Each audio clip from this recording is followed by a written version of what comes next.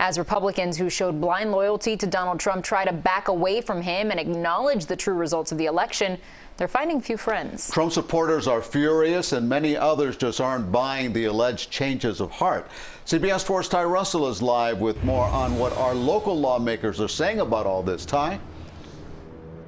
Well, Elliot and Lauren, South Florida's Congressional Democrats, they are ready for the impeachment process to begin, even though it's unlikely the Senate will vote to remove President Trump before inauguration. In the meantime, Florida's two Republican senators are still not getting back to CBS 4 with most of the questions we've been asking for days now.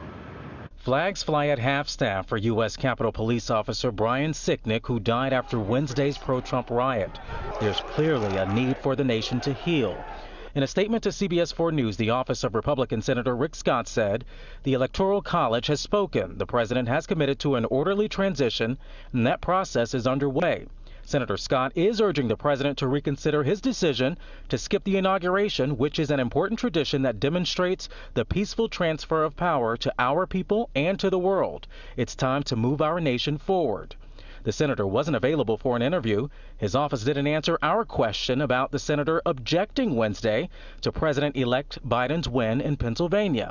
And they didn't answer the question about the possibility the president will be impeached again. This is not something anyone takes lightly. We don't want to do this.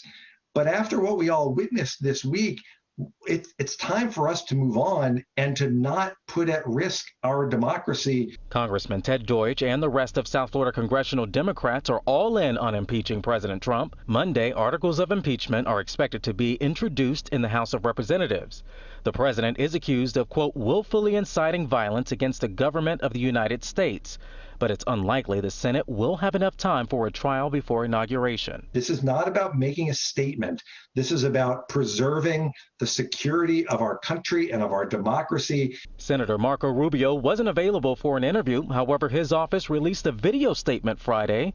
Rubio admits some in the mob believed conspiracy theories about the election. Others were lied to by politicians that were telling them that the vice president had the power to change the election results. He didn't say who he believes is responsible, but he did continue to cast doubt in the election process. We have to investigate what went wrong in the last election and fix our election laws so people can have faith and confidence in them. And for another day, we've been reaching out to Congressman Mario Diaz-Balart along with Carlos Jimenez to get some of our questions answered, especially about the election objection.